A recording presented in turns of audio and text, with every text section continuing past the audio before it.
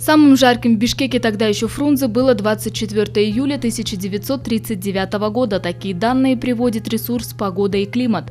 В тот день в столице зафиксировали плюс 38,8 градусов. Самым холодным 24 июля 1949 года, когда температура составила плюс 9 градусов. Ресурс «Погода и климат» предоставляет сведения о погоде в разных уголках мира. Температурные рекорды для каждого дня определены как самое низкое и самое высокое значение по ряду данных суточного разрешения. Для мониторинга погоды в Бишкеке суточные сведения взяты с 1936 по 2020 год, а погодных аномалий с 1898. Норма среднемесячной температуры июля для столицы составляет плюс 25,5 градусов. За все время наблюдений самым теплым был июль 2019 со среднемесячной температурой плюс 28,7 градусов. Самым холодным июль 1898 со среднемесячной температурой плюс 21 градус.